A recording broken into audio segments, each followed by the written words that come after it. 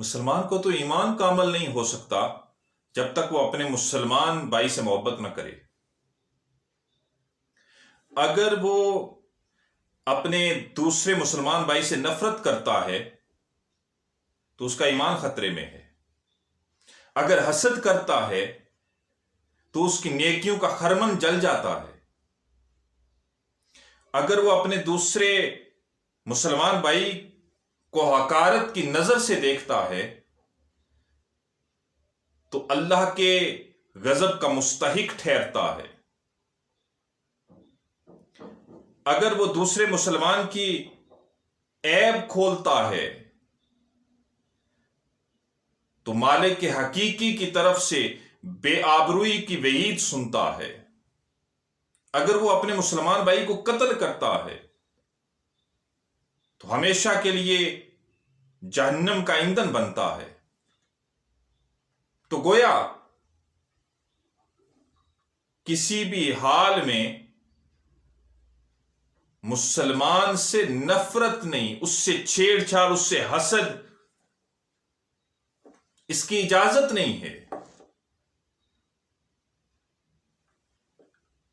اگر مسلمان کالا ہے، گورا ہے، عربی ہے، اجمی ہے، چینی ہے، ہندی ہے، ہر حال میں اس سے محبت کرنے کا حکم ہے۔ یہاں تک کہ اگر کوئی مسلمان شراب نوشی کرتا ہے، بدکاری کرتا ہے، فسق و فجور میں مبتلا ہے، تو ہم بحیثیت مسلمان اس سے نفرت نہیں کریں گے، اس کی شراب نوشی سے نفرت کریں گے، اس کے فسق و فجور سے نفرت کریں گے، اس کی بدکاری اور زناکاری سے ہم نفرت کریں گے۔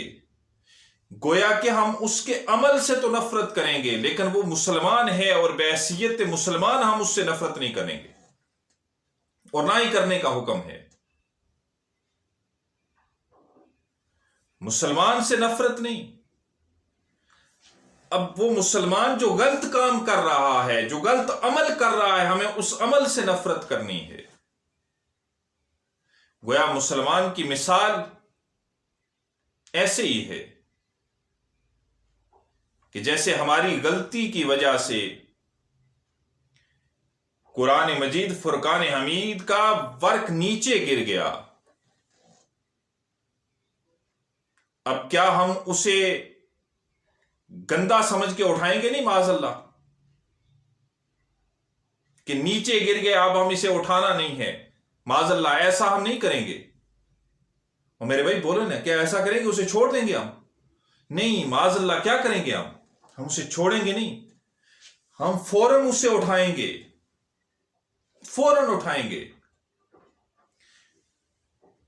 اس پہ جو مٹی لگی ہوگی وہ صاف کریں گے، صاف کرنے کے بعد اسے چومیں گے،